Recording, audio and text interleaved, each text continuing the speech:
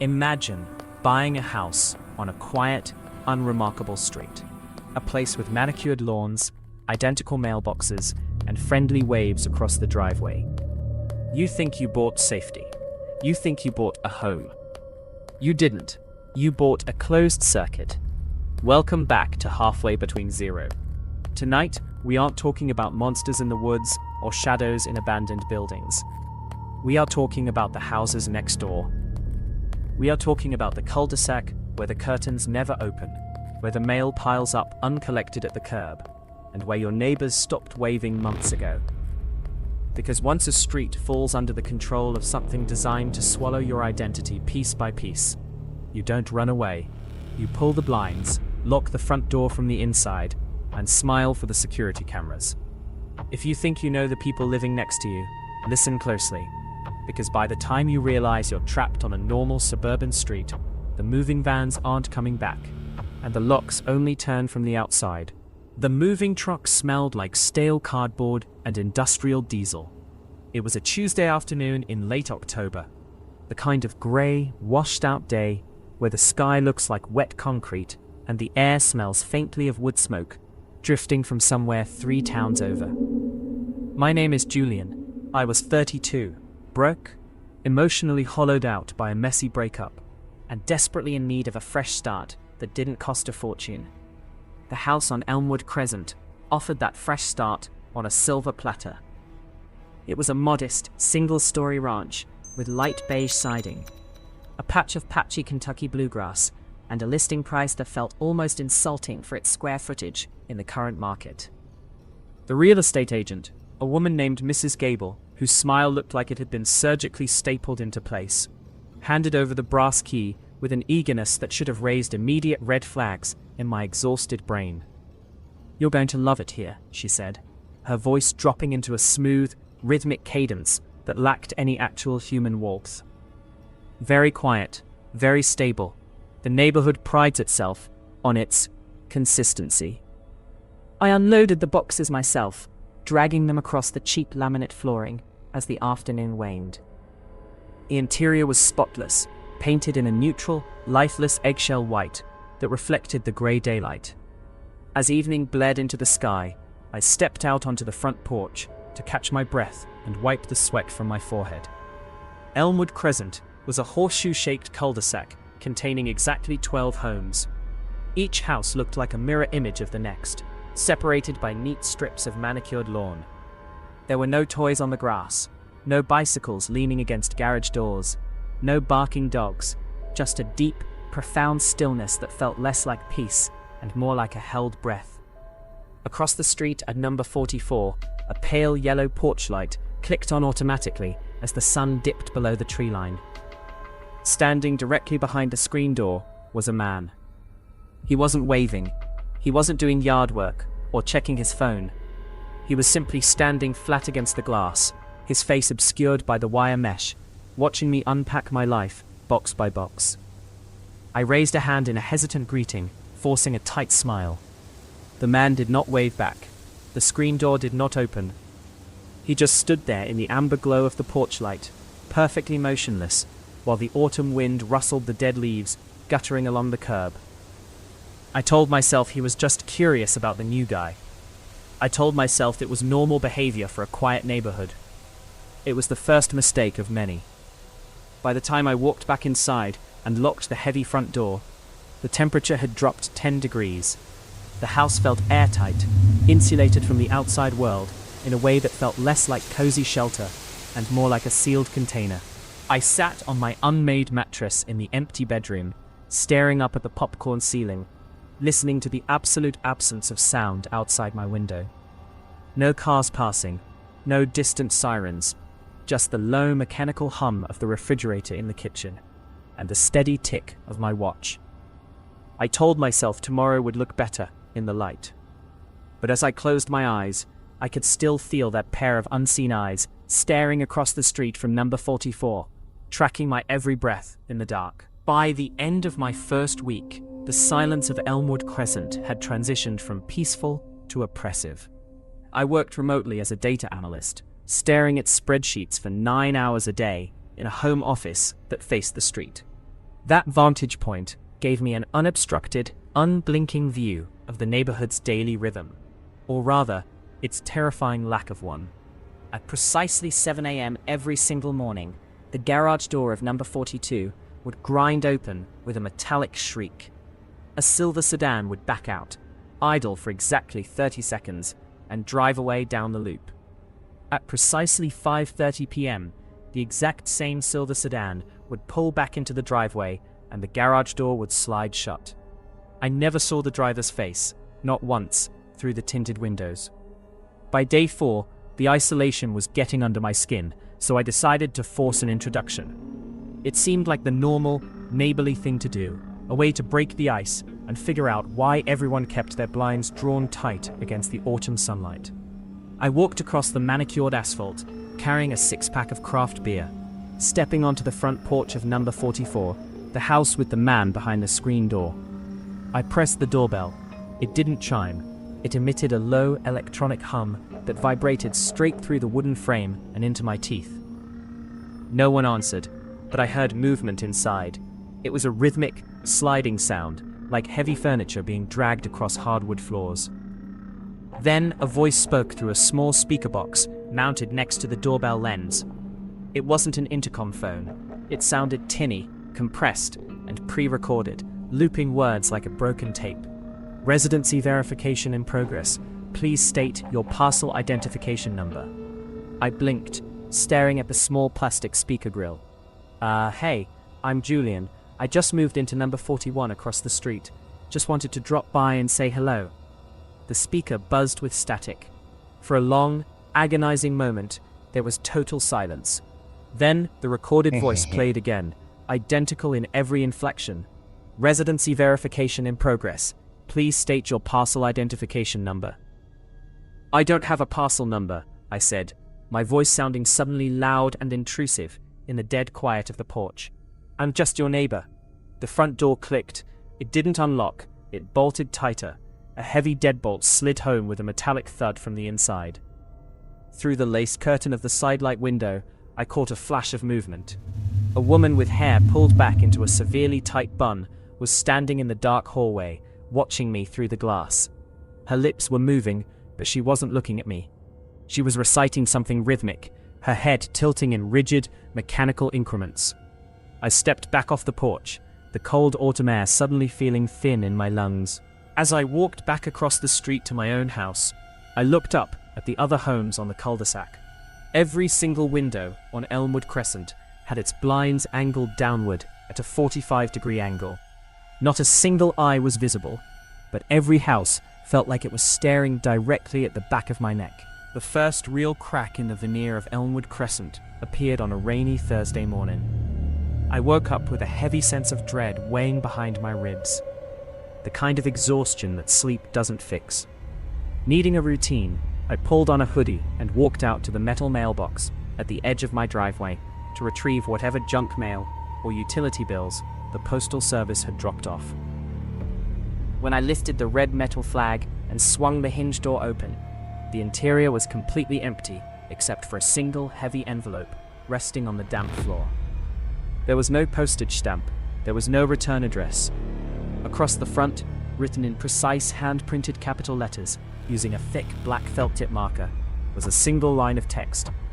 Julian, Parcel 41, audit pending. My stomach dropped into freefall.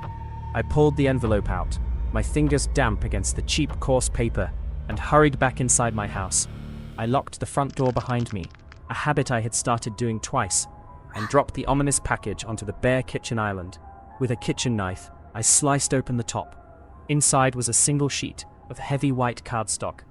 Printed on it was a meticulously itemized list of my exact movements over the past 7 days, logged with cold, terrifying precision. Oct 14, 08:14 a.m. Left residence for 14 minutes. Destination, local grocery store. Purchased, black coffee, whole wheat bread, tinned soup. Oct 15, 11:32 p.m. Interior light activated in secondary bedroom for 42 minutes. Pacing noted. Oct 16, 3 o'clock a.m. Opened front window for fresh air. Duration, 3 minutes. Weather, drizzle. Action flagged as non-standard ventilation. Oct 17, 9:15 a.m. Attempted unauthorized contact at parcel 44. I stared at the paper, the words blurring slightly under the harsh fluorescent kitchen lights. This wasn't a prank. This wasn't local kids messing around with a typewriter. Someone, or some system, was logging my life with an invasive, calculating intensity that made my skin crawl. I grabbed my phone to dial the local police department, but my thumb hovered over the keypad, paralyzed. What would I tell them? Someone is watching me and writing down my grocery list. In a quiet, secluded suburb, that sounded like textbook paranoia. More than that, a cold, creeping realization settled into my chest.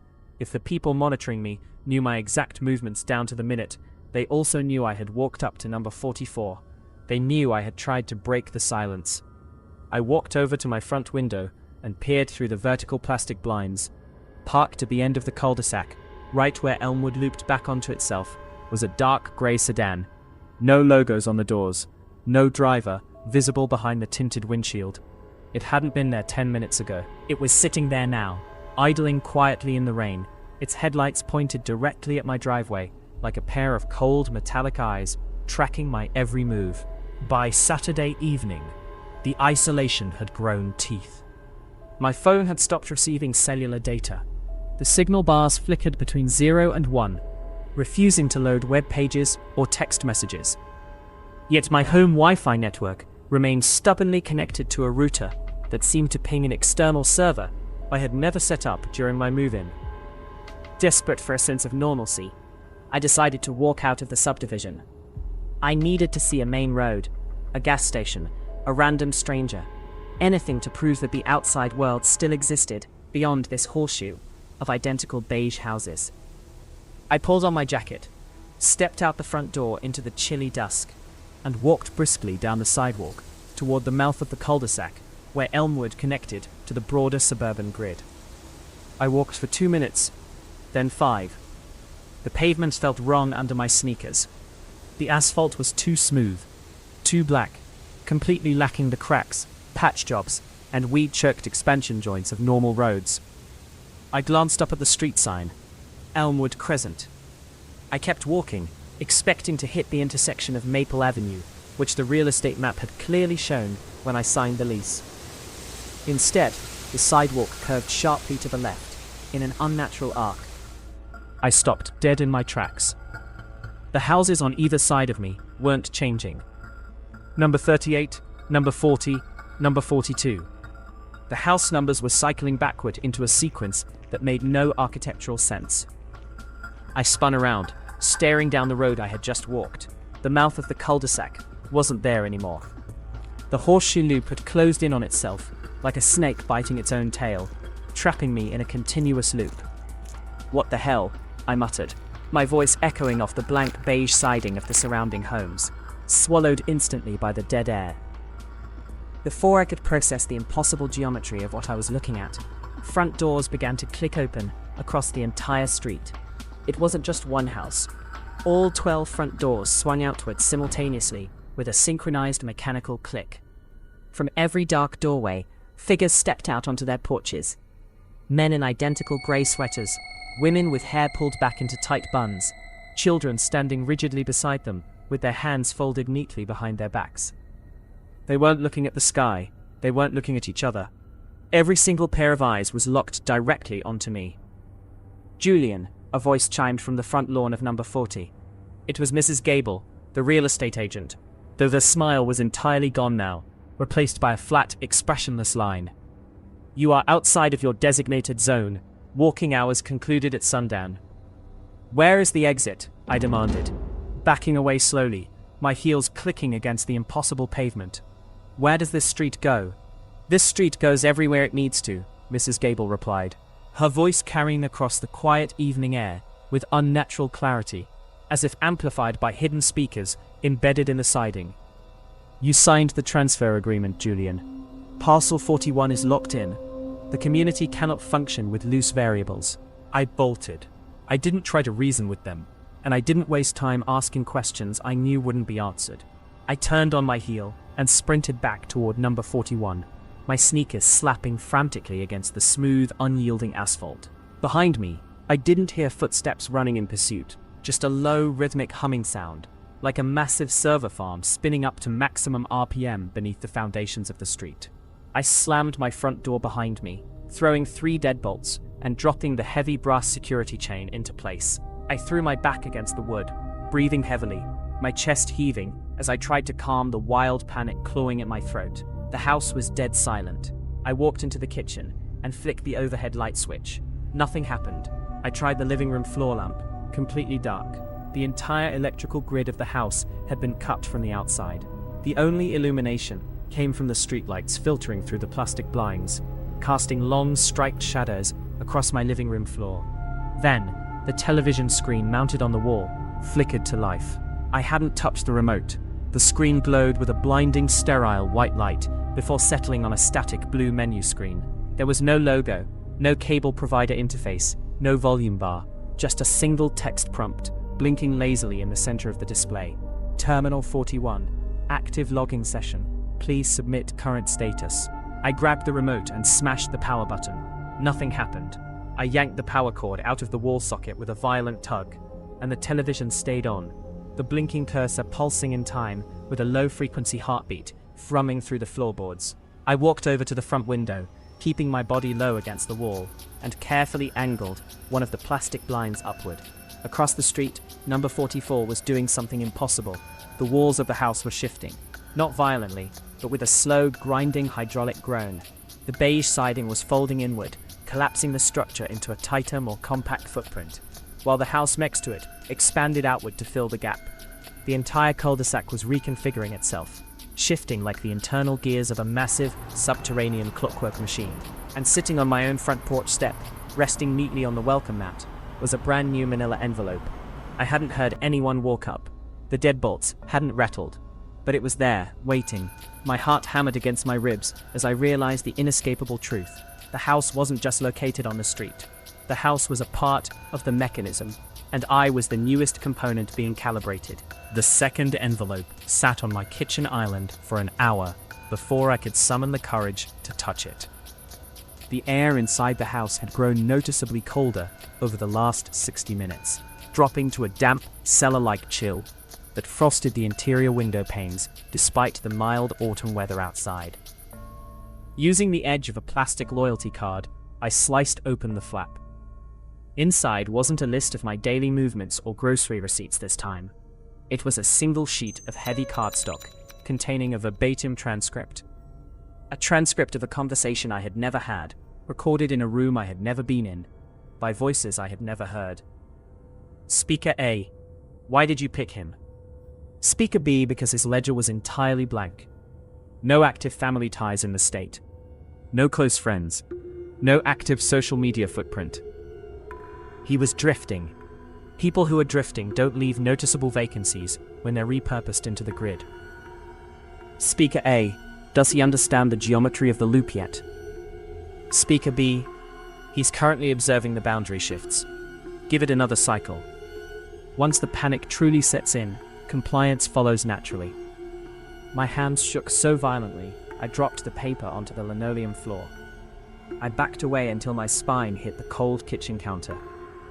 My whole life, every job application I had ever submitted, every lonely apartment I had rented, every quiet weekend spent scrolling through empty job boards, hadn't been random accidents of fate. Had I been funneled here? Had the cheap listing, the smiling real estate agent, and the isolated ranch house been engineered specifically to catch me when I was at my lowest, most isolated point? I thought back to my parents, to old college friends I hadn't spoken to in years, to the few casual acquaintances I had left behind in the city. How long had it been since anyone actually reached out to me without me prompting them? 2 weeks? A month? If I vanished from Elmwood Crescent tomorrow, would anyone outside of this gated loop even notice I was gone? Or would the system simply update the registry, paint number 41 a fresh shade of beige, and wait for the next drifting soul to sign the lease? A sharp, deliberate knock echoed through the house. It wasn't coming from the front door this time. It was coming from the hallway wall, the interior drywall shared between my living room and the adjacent house, number 42. Tap, tap, tap. It was a slow, deliberate rhythm. 3 knocks, a pause, 3 knocks. I froze, staring at the blank white drywall in the dim light. "Hello," I called out, my voice cracking with fear and exhaustion. The knocking stopped instantly. Then a muffled voice pressed directly against the drywall from the other side, a voice that sounded thin, exhausted, and desperately human. "Don't open the mailboxes," the voice whispered through the studs. "That's how they update your lease in the central system. Once you sign the receipt, you're locked into the infrastructure permanently. I tried to leave 3 years ago, Julian. Now I'm just part of the plumbing." "Who are you?" I whispered back, pressing my ear flat against the cold drywall, ignoring the crawling sensation of dread sweeping up my arms and into my scalp. "My name doesn't matter anymore," the voice hissed from the other side, punctuated by the sound of coughing, a dry, hacking sound that had the hollow ring of someone who hadn't breathed fresh air in years. On Elmwood Crescent, names are just parcel numbers. I was number 42. Before that, I was an accountant in Chicago. I took a job promotion that required a routine relocation. They redirected my moving truck straight here. By the time I realized the road didn't connect to the highway, my bank accounts had already been drained and rerouted into the neighborhood trust. "We can break a window," I said urgently, my adrenaline spiking past the point of fear into blind panic. "We can smash through the back sliding glass door, get past the fence and run through the woods." A bitter, rasping laugh echoed through the hollow wall studs. "There are no woods, Julian. Look out your back window right now."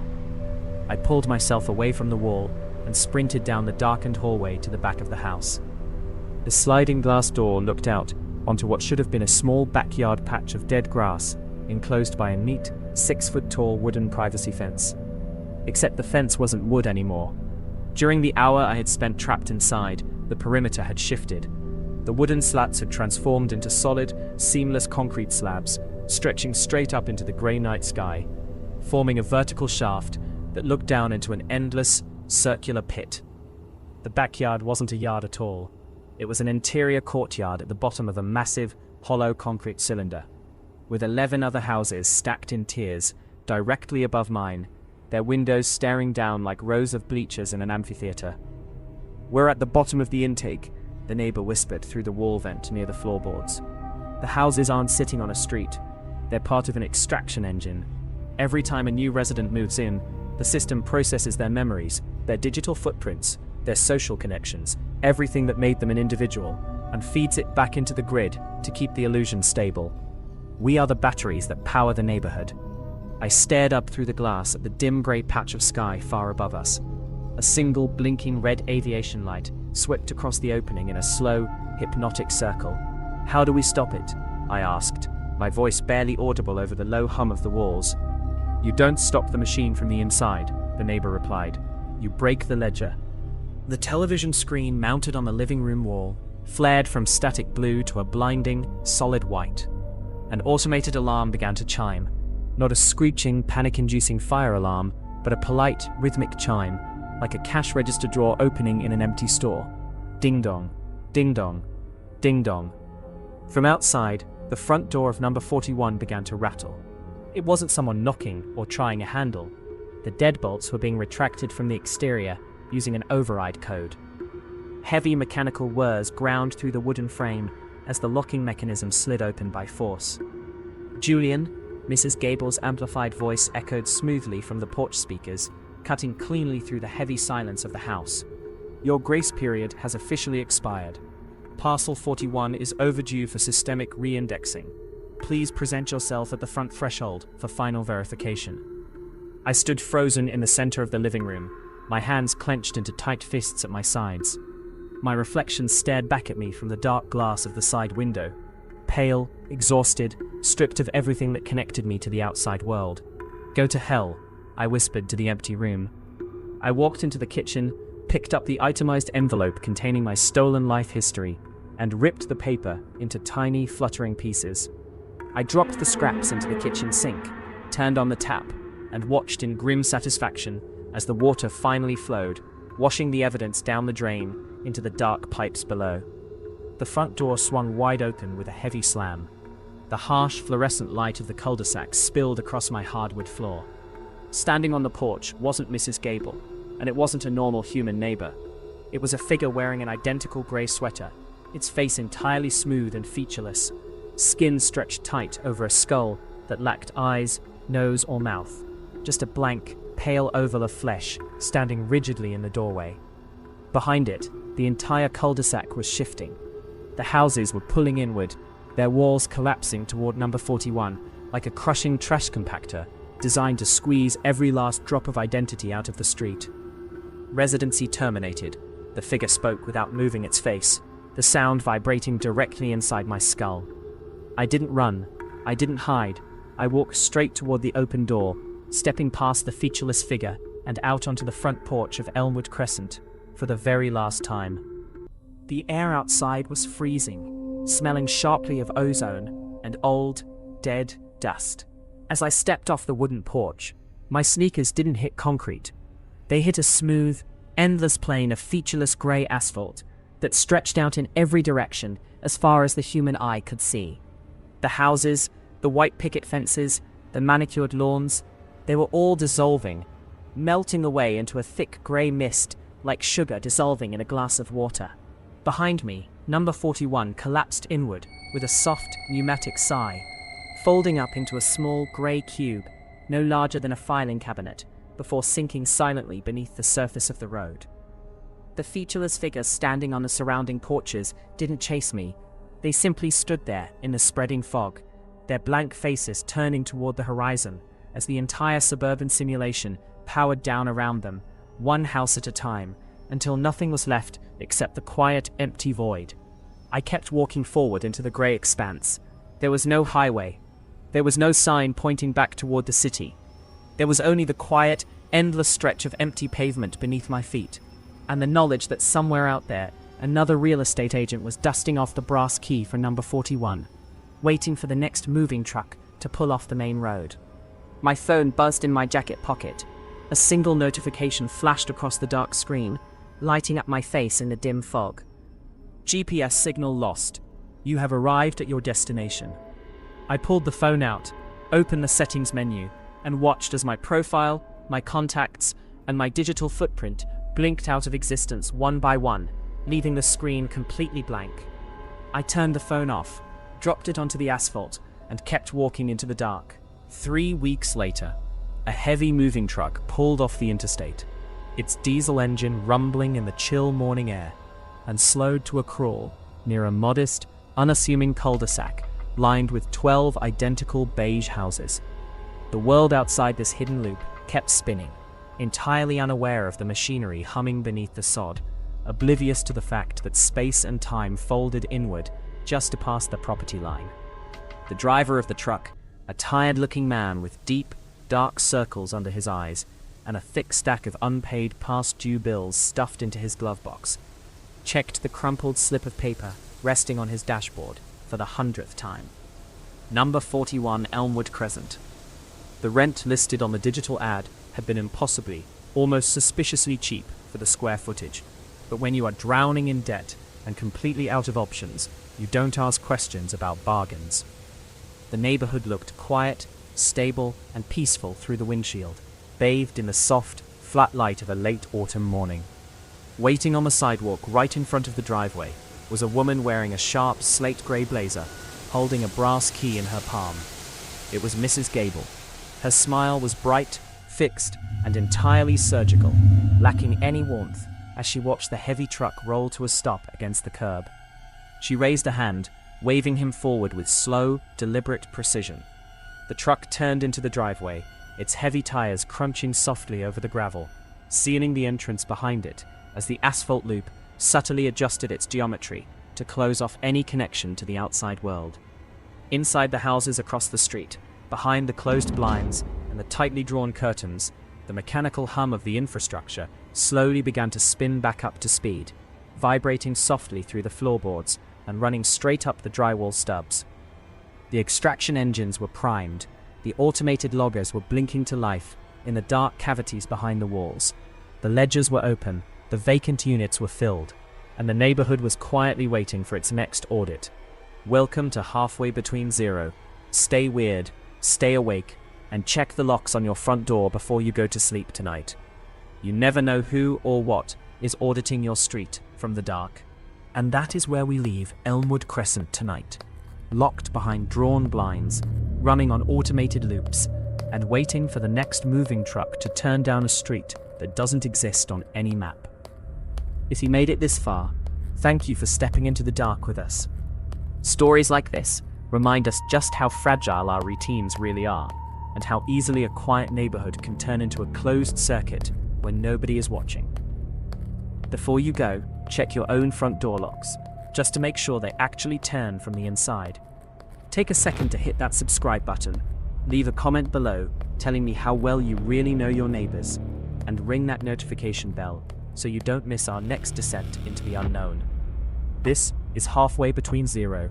Stay weird, stay awake, and I'll see you in the next dark story.